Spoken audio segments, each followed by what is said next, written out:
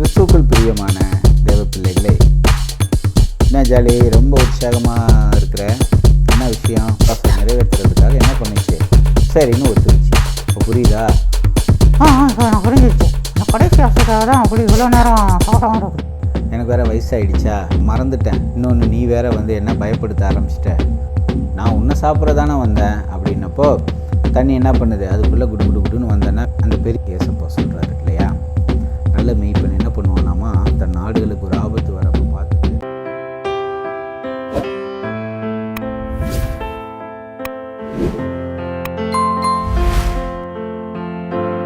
கிறிஸ்துவுக்குள் பிரியமான தேவ பிள்ளைகளே, மீண்டுமாய் உங்களை இந்த கதை நேரம் பகுதியில் சந்திப்பதில் மிக்க மகிழ்ச்சி. லூக்கா சுவிசேஷம் 18வது அதிகாரம் 16வது வசனத்திலே இவ்வாறாக நாம் பார்க்கிறோம். இயேசுவானவர், சிறு பிள்ளைகள் என்னிடத்தில் வருகிறதற்கு இடம் கொடுங்கள், அவைகளை தடை பண்ணாதிருங்கள், தேவனுடைய ராஜ்யம் அப்படிப்பட்டவர்களுடையது என்று சொல்லுகிறார். அந்த வகையிலே இந்த பதிவும் கூட சிறு பிள்ளைகளுக்கானது. சிறு பிள்ளைகள் தேவனுடைய ராஜ்யத்திற்கு உரியவர்கள். ஆகையால் பெற்றோர்களாகிய நாம் சிறு பிள்ளைகளை தேவனிடத்தில் வருகிறதற்கு நாம் அவர்களை தடை பண்ணாமலும் அவர்களை ஊக்குவிப்பவர்களாகவும் இருக்க வேண்டும். சிறு பிள்ளைகள் கேட்கிற கேள்விகளுக்கு தேவனை பற்றிய அறிவை நாம் அவர்களுக்கு சொல்லி கொடுத்து அவர்களை சரியான வழியிலே வழிநடத்த வேண்டும். சரி, நான் உங்கள் சாம்சன். நான் உங்கள் ஜாலி. என்ன ஜாலி, ரொம்ப உற்சாகமாக இருக்கிற, என்ன விஷயம்? கதைன்னா எனக்கு ரொம்ப பிடிக்கும். அதான் கதை கேட்கலான்ட்டு வந்துருக்கிறேன். ஓஹோ, கதைனா உனக்கு ரொம்ப பிடிக்கும், கதை கேட்கலான்ட்டு வந்திருக்க. கதையை மட்டும் கேட்டுட்டு நீ என்ன பண்ண போகிற? நம்ம பிள்ளைகள்லாம் கதை கேட்டு அதன்படி நடக்கிறாங்க, உனக்கு தெரியுமா? நானும் தான் நடக்கிறேன். நீ எங்கே நடக்கிற? நீ தவிக்கிட்டு தானே இருக்க, இந்த மரத்துக்கும் அந்த மரத்துக்கும். இவ்வளோ நான் தவறதில்ல, நான் குட் பாயாக இருக்கிறேன். ஓ, குட் பாயாக இருக்கிறியா? சரி, கதை எல்லாம் கேட்டில்ல, இவ்வளோ வரைக்கும் நிறைய கதை சொல்லியிருக்கேன், நீயும் கேட்ட, அதன்படி ஏதாவது செஞ்சுருக்கிறியா? நான் வேதத்தெல்லாம் வாசிக்கிறேன், நல்லா படிக்கிறேன். ஓ, வேத வாசிப்பெல்லாம் இருக்குது. தினமும் வேத வாசிக்கிறியா? எப்படி உங்கள் வீட்டில் வாசிப்பியா வேதம்லாம்? நான் என்னோடய ஃப்ரெண்ட்ஸுகளுக்கெல்லாம் சொல்லிக் கொடுவேன் வேதம் வாசிக்கிறது எப்படின்னு. ஓ, குட், வெரி குட். இதே மாதிரி நம்ம பிள்ளைகளும் நிச்சயம் வேதத்தை தினமும் வாசிக்கணும். ஆண்டவரோட சமூகத்தில் தினமும் நம்ம ஐக்கியப்படணும். அப்போ தான் இந்த சிறு வயதிலேயே தேவன் நம்மளை அபரிமிதமாக ஆசீர்வதிப்பார். நம்மளுடைய எதிர்காலம் அவரோட கையில் ஒப்பு கொடுத்துட்டு அவரோட பிள்ளைகளாக நம்ம இருக்கிறப்போ நமக்கு எந்த ஆபத்தும் எந்த பயமும் இருக்க வேண்டிய அவசியம் இருக்காது. புரியுதா? சரி, இப்போ நம்ம முக்கியமான ஒரு இடத்துக்கு வந்திருக்கிறோம். அது என்னன்னு சொல்லு பார்க்கலாம். கதை நேரம். அப்பா, இன்றைக்கி நீ கொஞ்சம் ஓவர் ஆர்வமாக இருக்கிற மாதிரி தெரியுதே, என்ன விஷயம்? தோளில் வேறு பயங்கரமாக கையெல்லாம் போட்டு உட்காந்துருக்குற, என்ன விஷயம்? இல்லை, கதை கேட்கணும், அதான் ஒரு ஆர்வமாக தான் இருக்குது எனக்கு. ஓ, கதை கேட்பதில் ஆர்வமாக இருக்கிறியா? ஓகே, சரி. இன்றைக்கி என்ன கதை சொல்லலான்னா, ஒரு வழக்கம் போல் உனக்கு பிடிச்ச இடம்தான். எது தெரியுமா? காடு. காடு. ஒரு காடுன்னு சொல்ல முடியாது, ஆனால் காடு தான். காடு மாதிரின்னு வச்சுக்கலாமே, சரியா? மலையும் மலை சார்ந்த பகுதியுமான ஒரு இடம். நீ சொல்கிற மாதிரி காடுன்னு வச்சுக்கலாம், ஆனால் ரொம்ப அடர்ந்த காடெல்லாம் கிடையாது. அங்கே ஒரு வயதான ஒரு ஆள் வந்து வசிச்சுட்டு வரார். அவருக்கு நிறைய ஆடுகள்லாம் இருந்த ஒரு பண்ணை நிலம் இருந்துச்சு. ஆடுகள் மேய்க்கிறவர் அவர். இப்போது அவருக்கு என்ன ஆகிப்போச்சு, அவருக்கு வயசாயிடுச்சு. அதனால் என்ன பண்ணார், ஒவ்வொரு ஆடுகளையா அவர் என்ன பண்ணிட்டார், கொடுத்துட்டார் மற்றவங்கள்ட்ட. இப்போது ஒரே ஒரு ஆடு மட்டும், ஏன்னா அந்த ஆடு அவருடைய ஆரம்பத்தில் அவர் இந்த ஆடுகள் மேய்க்கும் தொழிலுக்கு வந்தப்போ அது இருந்துச்சு. அதோட குட்டியாக அந்த வழியில் வந்த ஒரு குட்டி ஆடு. அந்த குட்டியை தான் இப்போ கையில் வச்சிட்ருக்கிறார். மீதி எல்லா ஆட்டையும் கொடுத்துட்டார். ஏன்னா அந்த முதல் ஆட்டுடைய குட்டிகள் தான் இது. அந்த வழியில் வந்த ஆடு. அதனால் அது பிரியமாக வச்சுக்கிட்டு அதோட ஞாபகார்த்தமாகவும் தம்முடைய அந்த தொழிலோட ஞாபகார்த்தமாகவும் வச்சுக்கிட்டு அந்த இடத்துல வாழ்ந்துக்கிட்டு வந்துக்கிட்டு இருந்தார். இப்போது அவருக்கு என்ன ஆகிப்போச்சு, வயசாகி போச்சு. இப்போ இந்த ஆட்டையெல்லாம் மேய்ச்சிகள் காட்டிட்டு கூட்டிகிட்டு வர்றதுக்கு அவர் உடம்புல தெம்பு இல்லை. இப்போ இந்த ஆடு என்ன பண்ணும், அந்த பக்கத்தில் இருக்கிற இடத்துலையே மேயும். அவர் என்ன பண்ணுவார், காலையில் எழுந்திரிச்சு அந்த மலைப்பகுதிகளுக்கு போவார். மலைப்பகுதினா உனக்கு தெரியுமா? உனக்கு தெரியாமல் இருக்காதே. எனக்கு நல்லா தெரியும். இந்த நிறைய மரங்கள் இருக்கும், நிறைய அடர்த்தியாக செடிகள் எல்லாம் இருக்கும், அங்கே காட்டு மிருகங்கள்லாம் இருக்கும். அந்த இடத்துல செடிகள் எல்லாம் இயற்கையாக வளர்ந்துருக்கும். ஓ, இயற்கையாக வளர்ந்துருக்குமா? சரி, அப்போது இயற்கையாக வளர்ந்துருக்க அந்த இடத்துலேருந்து இவர் என்ன பண்ணுவார், கொஞ்சம் தூரத்தில் போய் அந்த புல்லுகள் எல்லாம் பிடுங்கிட்டு வந்து இந்த ஆட்டுக்கு கொடுப்பார். இப்போ இது சின்ன ஆடு இல்லையா, அதுக்கு வெளியில் என்ன நடக்குதுன்னெலாம் தெரியாது. இவரோடவே அது வளர்ந்தது. அப்போது அந்த ஆடு சாப்பிட்டுட்டு அங்கே இருந்துச்சு. இப்போ என்ன ஆகிப்போச்சு, ஒரு நாள் இவருக்கு சரி இனிமேல் நம்ம இந்த இடத்துல இருக்க வேண்டாம், ஏன்னா அவர் தனியாக இருக்கிறார். அவரோட துணையாக இருந்தவங்கெல்லாம் அவரை விட்டுட்டு அந்த இவர் இருக்கிற பகுதியில் ஆப்போசிட்டில் ஒரு ஆறு ஓடிட்டுருக்கும். அந்த ஆற்றுக்கு அந்த பகுதியில் போயிட்டாங்க.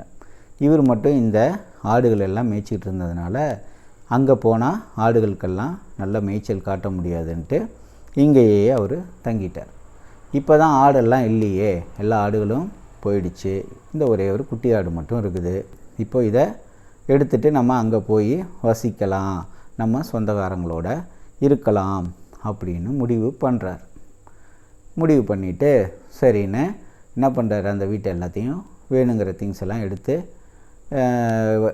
அவர் வீட்டை என்ன பண்ணுறாரு, அந்த வீட்டில் இனி நம்ம இருக்க வேண்டான்னு முடிவு பண்ணிவிட்டு இப்போது சரி நாளைக்கு காலையில் நம்ம என்ன பண்ணலாம், ஆட்டை கூட்டிகிட்டு நம்ம அங்கே போயிடலாம் அப்படின்னு முடிவு பண்ணுறாரு. அடுத்த நாள் காலையில் எழுந்திரிச்சு பார்த்தா ஆடு பக்கத்தில் ஒரு பெரிய புலி நின்றுக்கிட்டு இருக்குது. ஐயோ, புலி சாப்பிட்றேன் ஆட்டை. இவர் எவ்வளோ பாசமாக வச்சுருந்தார் இந்த ஆடு. இப்போது இந்த ஆட்டு பக்கத்தில் புலி வந்து அப்படியே பார்த்துக்கிட்டு நிற்கிது. எப்படா லபக்குன்னு முழுங்கலான்ட்டு. எப்படி லபக்குன்னு முழுங்கலான்ட்டு? இப்போது நீயாக இருந்தால் என்ன பண்ணியிருப்ப? இப்போது அந்த ஆடு மாதிரி நீ இருந்தேன்னா நான் கத்திருப்பேன், அச்சச்சோ அச்சச்சோ என்னை காப்பாற்றுங்க காப்பாற்றுங்க காப்பாற்றுங்க காப்பாற்றுங்க. அப்படி கத்திருப்பியா? உயிர் மேலே பயம் உனக்கு அவ்வளவு? இருக்காதா? நானே குட்டி ஆடு, நான் அப்படி தான் கத்துவேன். அவரு வயசானவர் தானே, அவர் எப்படி உன்னை ஓடி வந்து காப்பாற்றுவார்? ஆமாம்ல, அவர் எப்படி காப்பாற்றுவாருண்ணா? ஐயோ காப்பாற்றினா தெரியாதனோ இந்த ஆள்கிட்ட வந்து மாட்டிட்டேனா? அப்படிலாம் இல்லை, பாரு கதையை கேளு முதல்ல. இப்போது இந்த புலி போய் இந்த ஆட்டை சாப்பிட்றது தயாராக நிற்கிறப்போ இந்த வயசானவர் வரார். இந்த பெரியவர் வந்து, புலியே நில்லு, நீ இந்த குட்டி ஆட்டை இப்போ என்ன பண்ண போகிற அப்படின்னு கேட்குறப்போ அந்த புலி சொல்லுது, எனக்கு பயங்கரமாக பசியாக இருக்குது, நான் வந்து அடித்து சாப்பிட்லான்ட்டு இருக்கிறேன் அப்படின்னு. அவர் சிரிக்கிறாரு. எப்படி சிரிக்கிறார் தெரியுமா? அவர் வாயில் பல்லெல்லாம் இல்லை, பொக்க வாயை வச்சுக்கிட்டு சிரிக்கிறாரு. எப்படி சிரிப்பார் சொல்லு பார்க்கலாம்? என்னது கோழி கூற மாதிரி இருக்குது, இப்படி தான் சிரிப்பார் அவர். சரி எப்படியோ சிரித்தார், வாயில் பல்லு இல்லை, சிரிச்சிட்டு புலியே அந்த குட்டி ஆட்டை நீ சாப்பிட்டினா உனக்கு எப்படி பசி அடங்குமோ அப்படின்னா. அப்போ அந்த புலி சொல்லுது, சரி அப்போ நான் என்ன பண்ணட்டும் அப்படின்னா, நீ அதெல்லாம் கவலைப்படாத, நான் வயசாகி போயிட்டேன், நீ அந்த குட்டி ஆட்டை விட்டுரு, என்ன சாப்பிட்டு அப்படின்னா. புலிக்கு ஒரே சந்தோஷம். ஆஹா, நம்ம என்னடாது இந்த குட்டி ஆட்டை பார்த்துக்கோம், இந்த ஆள் எப்படி ஒரு 75-80 கிலோ இருப்பான் அப்படின்னு நினச்சிட்டு ஓகே அப்படின்னு சொல்லுது. இப்போது அந்த ஆள் என்ன பண்ணுறாரு, இப்போ புலி உடனே அவர் பக்கம் திரும்புது. சரி இப்போ நான் உன்னை சாப்பிட போகிறேன்னொன்னே இப்போ அந்த வயசானவர் சொல்கிறாரு, எதுக்கு நீ இப்படி அவசரப்படுற, கொஞ்சம் பொறுமையாக இரு, நான் சொல்கிற விஷயத்தை கேளு, ஏன்னா எனக்கு வயசாகி போச்சு, இனிமேல் நான் யாருக்கும் பிரயோஜனம் கிடையாது, எப்படியும் என்னான்னு சாகத்தான் போகிறேன், அதுக்கு ஒரு வேளை உனக்கு சாப்பாட்டுக்கு உணவாக இருந்துட்டு போகிறேனே அப்படின்னா புலிக்கு அப்படியே இந்த பெரிய ஆளை பார்த்தோன்னு அப்படியே ஒரே மகிழ்ச்சி ஆகிடுச்சு. ச்சே, இப்படி ஒரு நல்ல மனுஷனா அப்படின்ட்டு என்ன பண்ணுது புலி, சரி ஓகே, இப்போ நான் என்ன பண்ணணுன்னா, நான் அந்த பக்கத்து இந்த ஆறு ஓடுது பார்த்தியா, அந்த ஆறுக்கு அந்த பக்கத்தில் தான் எங்கள் சொந்தக்காரங்கள்லாம் இருக்கிறாங்க. இப்போது நான் இப்போ அங்கே போகிறதுக்கு தான் பிளான் பண்ணிகிட்டு இருக்கிறேன். இந்த குட்டியாட்டை கொண்டு போய் அங்கே வச்சுட்டு அங்கே போய் எங்கள் சொந்தக்காரங்களோடு இருக்கலான்ட்டு. இப்போ நீ வேறு வந்துட்டியா, இப்போ நான் என்ன பண்ணுறது? நான் நீ என்னை சாப்பிட்டுட்டு போயிடுவேன், ஆனால் என்னோடய எலும்புகள்லாம் இங்கே கிடக்கும். அது அங்கே போய் இருந்துக்கிறப்ப நீ சாப்பிட்டீன்னா என்னோடய எலும்புகளை எல்லாம் எடுத்து அவங்க அடக்கம் பண்ணிடுவாங்க, இல்லை எங்கள் முறைப்படி அவங்க சில காரியங்கள்லாம் செய்வாங்க. நீ எனக்கு அதுக்கு மட்டும் ஒரு சின்ன அனுமதி கொடுக்கணுன்னொன்னே உடனே புலி, அவ்வளோதானே, கொஞ்ச நேரம் நான் பசியை பொறுத்துக்கிறேன் அப்படின்ட்டு, சரி என்ன பண்ணலாம் அப்படின்னு சொல்கிறப்போ அதுவும் அங்கே பரிசல் நிற்கிது. அந்த பரிசலில் நான், நீ, ஆடுக்கு தேவையான கொஞ்சோண்டு புல் இதெல்லாம் எடுத்துக்கிட்டு நம்ம போகலாம். அங்கே போய் இறங்கணுன்னு நீ என்ன சாப்பிட்ரு அப்படின்னு சொல்கிறேன். இப்போ புலி உடனே ஓகே, ரைட், டீல், ஓகே அப்படின்னு சொல்லிவிட்டு சந்தோஷமாக போகுது. இப்போது இந்த வயசானவர் அந்த புல்லை எடுத்துக்கிட்டு ஆட்டையும் கையில் பிடிச்சிக்கிட்டு பின்னாடியே போகிறாரு. அச்சோ, ஆஹா, அந்த புலி அந்த ஆளை சாப்பிட்ருவான். சொல்லுங்கள் சீக்கிரம். எதுக்கு இப்படி அவசரப்படுற? கதையை கேளேன் பொறுமையாக. சரி, நீ என்ன நினைக்கிற இந்த வயசான ஆளை பற்றி? என்னென்ன, அந்த ஆள் சரியான முட்டாளாக இருக்கார். ஆடை சாப்பிட்டு போயிருக்கட்டோம்ல, இந்த ஆளுக்கு தானாக தலையை கொடுக்குறாரு. சரி, பார்ப்போம் கதையில் என்ன நடக்குதுன்னு.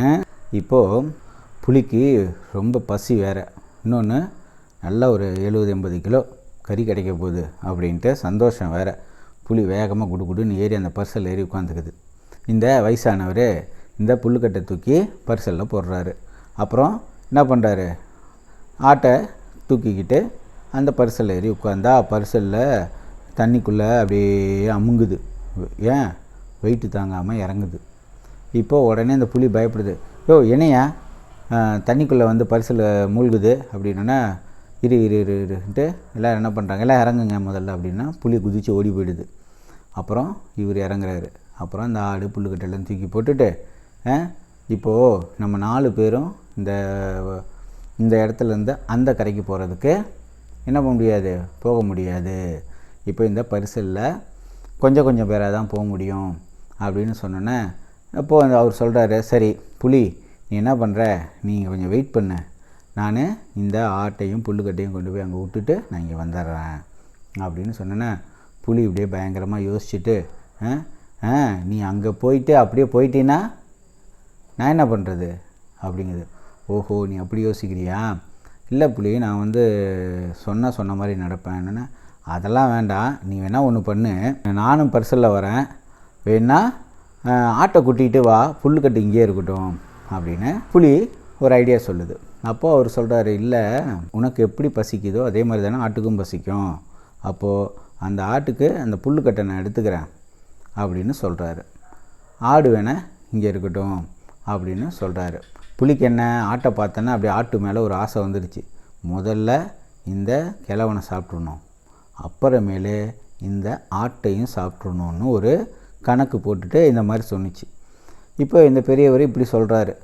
உடனே புலி கொஞ்ச நேரம் யோசிச்சுட்டு, சரி இந்த பெரிய ஆளை முதல்ல சாப்பிட்டுட்டு அப்புறம் இந்த ஆட்டை சாப்பிட்றலாம், அது வரைக்கும் இந்த ஆளை சொல்கிறபடியே கேட்போம் அப்படின்ட்டு என்ன பண்ணுது புலி. சரி, இந்த புல்லுக்கட்டையும் புலியும் இந்த ஆளும் 3 பேரும் என்ன பண்ணுறாங்க, அந்த பரிசல் ஏறிட்டு அந்த ஆடை அங்கே ஒரு இடத்துல கட்டி போட்டு இவர் போகிறார். போய் அந்த பக்கத்தில் போகிறப்போ புலி இப்படி யோசிச்சுட்டே போகுது. அப்படியே இந்த ஆளை பார்க்குது. மனசில் என்ன பண்ணுது, முதல்ல எதை சாப்பிட்லாம், தலையை கடிச்சு சாப்பிட்லாமா, இல்லை காலை 2த்தையும் கடிச்சிடலாமா, எதை சாப்பிட்லான்ட்டு கணக்கு பண்ணிகிட்டே போகிறப்ப இந்த பக்கத்தில் என்ன பண்ணுது, புலிக்கு ஆடு மனசில் வருது. இந்த ஆட்டையும் சாப்பிட்றணும், மனுஷனையும் சாப்பிட்ணும். ஐயோ, இந்த ஆள் வேறு ஸ்லோவாக போகிறானே, சீக்கிரமாக போனால் தானே நம்ம வேலையெல்லாம் செய்ய முடியும் அப்படின்ட்டு பிளான் பண்ணிவிட்டு இந்த புலி இருக்குது. இப்போ இவர் அந்த கரைக்கு போயிட்டு என்ன பண்ணுறாரு, அந்த புல்லுக்கட்டை இறக்கிட்டு, சரி புலி நீ இங்கேயே இரு அப்படின்னு சொல்கிறாரு. நான் போய் ஆடை கூட்டிகிட்டு வந்துடுறேன்னா, நான் உன்னை நம்ப மாட்டேனே, நீ மறுபடியும் என்னை இங்கே விட்டுட்டு நீ அங்கேயே போயிட்டீன்னா ஓஹோ, நீ என்னை நம்ப மாட்டியா? சரி, அப்போ ஒன்று பண்ண, நீ என்ன பண்ணுற, மறுபடியும் கூட வா அப்படிங்கிறாரு. சரின்ட்டு புலி மறுபடியும் இவரோட ஏறிக்கிட்டு பரிசலில் வருது. புலி இந்த பக்கம் வந்தோடனே இப்போ என்ன பண்ணுறாங்க, ஆடை தூக்கிட்டு மறுபடியும் பரிசலில் உட்கார்றாரு. அச்சாச்சா, இந்த அந்த புலி வந்து மனுஷனையும் ஆட்டையும் தின்றாது. அதானே அவங்க ஒழுங்காக பேசிக்கிட்டாங்க முன்னாடியே. அவர் அவரோட ஆசையை சொன்னார்ல, இந்த மாதிரி நான் வயசாயிட்டேன், நீ என்னை அங்கே வச்சு சாப்பிட்டுட்டீன்னா அங்கே மீதி இருக்க எலும்புகள் எல்லாம் எங்கள் முன்னோர்கள்லாம் பார்த்துட்டு, எங்களுக்கு சொந்தக்காரங்களாம் பார்த்து அதை எடுத்து அடக்கம் பண்ணிடுவாங்க அப்படின்னு அவர் ஒரு ஆசையை சொன்னார்ல. இந்த கடைசி ஆசைன்னு ஒன்று இருக்குல்ல, அது நிறைவேற்றணும். அதுக்காக அந்த புலி அந்த அவரோட கடைசி ஆசை நிறைவேற்றுறதுக்காக என்ன பண்ணுச்சு, சரின்னு ஒத்துக்குச்சு. இப்போ புரியுதா? இப்போ எனக்கு புரிஞ்சிருச்சு. அந்த கடைசி ஆசைக்காக தான் அப்படி இவ்வளோ நேரம் சாப்பிடாம இருக்குதா? ஆமாம், இப்படி தான் நம்ம இந்த ஜெயிலில் இருக்கவங்களுக்கெல்லாம் அவனுடைய கடைசி ஆசை என்னன்னு கேட்பாங்க, அதை நிறைவேற்றியும் வைப்பாங்க.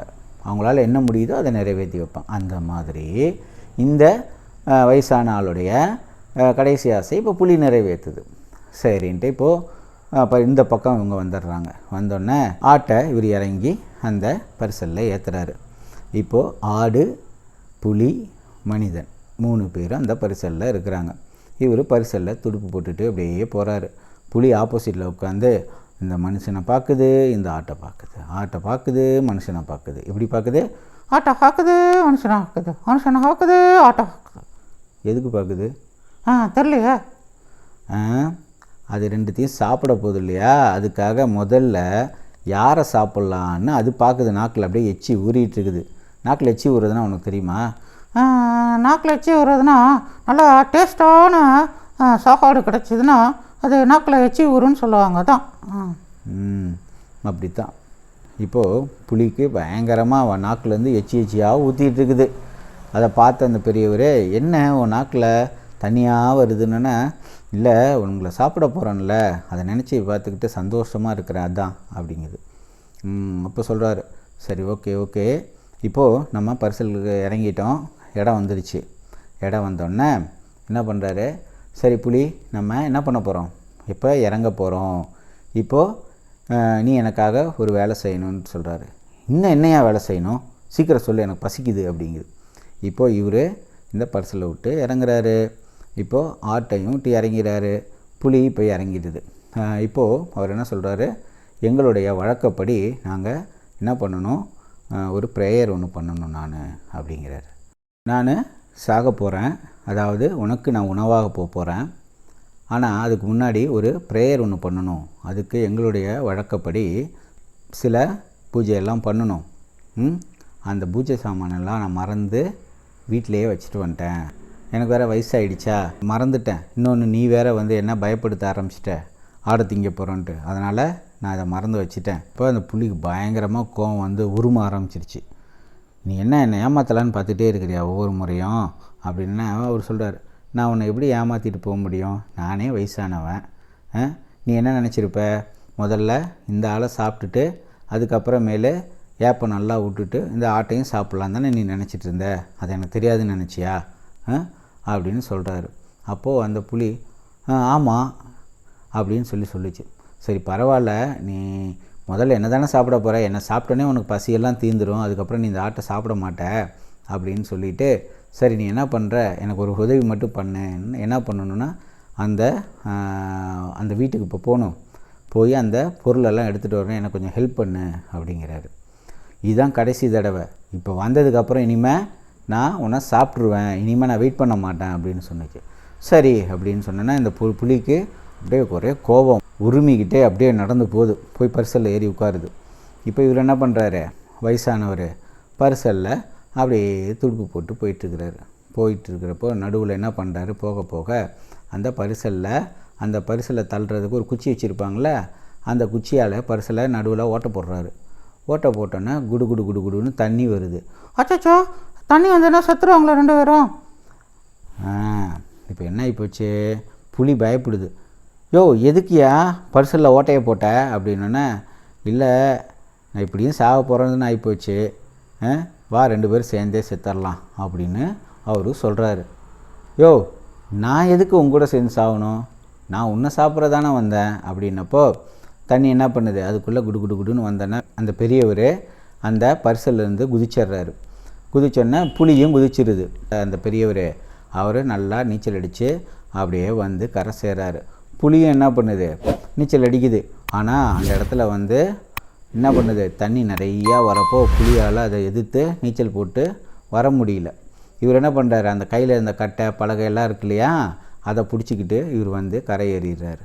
இப்போ புலி வந்து என்ன பண்ணுச்சு, அந்த தண்ணியில் அப்படியே அடிச்சுக்கிட்டு அப்படியே பார்த்துக்கிட்டே பரிதாபமாக போய் பொத்துன்னு அந்த தண்ணியிலேருந்து மேலேருந்து அருவியில் விழுந்து கீழே விழுந்து அது செத்து போயிடுது. இப்போது அவர் கரையேறி வந்து அந்த ஆட்டை கூட்டிக்கிட்டு அவர் இருக்க வேண்டிய இடத்துக்கு போயிடுறார். என்ன கதை புரிஞ்சுதா உனக்கு? எனக்கு புரிஞ்சுது. இந்த வயசானவர் பயங்கரமான தந்திரம் உள்ள ஆள். அதான் எவ்வளோ அமைதியாக இருந்து தன் காரியத்தை சாய்ச்சிட்டாரு. பார்த்தியா, எவ்வளோ பிரியமாக வளர்த்துன அந்த ஆடு இல்லையா? அந்த ஆட்டை புலி வந்து சாப்பிட வரப்போ அவருக்கு எவ்வளோ கஷ்டமாக இருந்திருக்கும். அதனால் அவர் ஒரு தந்திரம் பண்ணார். ஆனால் அந்த தந்திரம் வெளியில் தெரியாத அளவுக்கு புலியை ஏமாற்றி அதுக்கிட்ட இருந்த அந்த ஆட்டையும் அவரோட உயிரையும் காப்பாற்றிக்கிட்டார். எப்படி நல்லா இருக்கா கதை? பிடிச்சதா உனக்கு? எனக்கு ரொம்ப பிடிச்சது. ஓகே. என்ன பிள்ளைகளே, இதே மாதிரி தான் நம்ம வேதத்தில் பார்க்குறோம். யோவான் சுவிசேஷம் 10வது அதிகாரம் 11வது வசனத்திலே இவராக பார்க்கிறோம். நல்ல மேய்ப்பன் தன் ஆடுகளுக்காய் ஜீவனை கொடுக்கிறான் அப்படின்னு சொல்லி ஏசப்பா சொல்கிறார் இல்லையா? நல்ல மேய்ப்பன் என்ன பண்ணுவானாமா, தன் ஆடுகளுக்கு ஒரு ஆபத்து வரப்போ பார்த்துட்டு சும்மா இருக்க மாட்டான். அதை எப்படி காப்பாற்றலாம் அப்படின்னு தான் வழி தேடுவான். திருடன் கொல்லவும் அழிக்கவும் வருவானே அன்றி அவன் வேற ஒன்றுக்கும் வரான். நானும் அவைகளுக்கு ஜீவன் உண்டாயிருக்கவும் பரிபூரணப்படவும் வந்தேன் என்று இப்படியாக சொல்லுகிறார். ஒரு மேய்ப்பன் தான் ஆசையாக வளர்த்தின ஆடுகளோ அதுகளுக்கு வந்து ஒரு ஆபத்துன்னு வரப்போ என்ன பண்ணுவான், விட்டுட்டு ஓடியா போயிடுவான். ஆனால் கூலிக்கு வேலை செய்கிறவன் என்ன பண்ணுவான்னா, இப்படி ஆடுகளுக்கு ஒரு ஆபத்து வந்துச்சுன்னா, ஓனாயோ இல்லை வேறு மிருகங்களோ வந்ததுன்னா அவன் என்ன பண்ணுவான், அவன் கூலிக்கு வேலை செய்கிறான். அவன் இதெல்லாம் விட்டுட்டு ஓடியே போயிடுவான். ஏன்னா அவனுக்கு அவன் உயிர் தான் முக்கியம். ஆனால் உண்மையான மேய்ப்பன் என்ன பண்ணுவான், கடைசி வரைக்கும் தன்னுடைய ஆடுகளை பாதுகாக்கவும் மந்தைகளை மேய்க்கவும் மந்தைகளுக்கு வேண்டிய எல்லா காரியங்களையும் செய்கிறதுக்கு தான் அவன் தயாராக இருப்பான் இல்லையா? அப்போது உலகத்தில் இருக்கிற இந்த மெய்ப்பனே இப்படி ஆடுகளுக்கு தன் ஜீவனை கொடுக்கவும் ஆடுகளை பாதுகாக்கவும் விரும்புகிறப்போ இந்த உலகத்தையே படைத்து நமக்காக இந்த பூமிக்கு வந்த இயேசுவானவர் தமக்காக தம்முடைய ஆடுகளுக்காக ஜீவனை கொடுப்பது அதிக நிச்சயம் இல்லையா? அதுதான் வேதத்தில் அப்படி சொல்லப்பட்டிருக்கு. ஒரு நல்ல மேய்ப்பன் தன் ஆடுகளுக்காய் ஜீவனை கொடுப்பான். எப்படி இங்கே நீ சொல்லி பார்க்கலாம். யோவான் சுவிசேஷம் 10:11 என்ன சொல்லியிருக்குன்னு, நல்ல மேய்ப்பன் தன் ஆடுகளுக்காய் ஜீவனை கொடுப்பான். Very good. இப்போது இந்த வசனத்தை நீங்கள் ஞாபகம் வச்சுக்கணும். புரியுதா? என்ன பிள்ளைகளே, உங்களுக்கு நிச்சயம் இந்த கதையும் பிடிச்சிருக்கும். இந்த வசனமும் உங்களுக்கு நினைவில் இருக்குன்னு நான் நம்புகிறேன். ஏன்னா ஒரு நல்ல மேய்ப்பன் தான் தன் ஆடுகளை பத்திரமாக பாதுகாத்துக்க முடியும். ஆபத்து வந்தால் அந்த மேய்ப்பன் தான் தன் ஜீவனை கொடுத்தாவது அந்த ஆடுகளை பாதுகாக்க முன் வருவான். இப்படி உலக பிரமாணமான மனிதனே இப்படியெல்லாம் செய்கிறப்போ நம்மளை எல்லாம் படைத்து நம்மளை பாதுகாத்து வருகிற தேவன் நம்மளை அதிகமாய் பாதுகாப்பது எவ்வளவு நிச்சயம். என்ன பிள்ளைகளே, நாம் இதுவரைக்கும் கேட்ட இந்த கதை பகுதியானது வேத பகுதியானதும் உங்களுக்கு பிரயோஜனமாகவும் ஆசீர்வாதமாகவும் இருந்திருக்கும் என்று நான் நம்புகிறேன். நிச்சயமாய் மீண்டும் நல்லதொரு கதையோடு உங்களை சந்திக்கிறேன். Praise the Lord. ஹல்லேலூயா.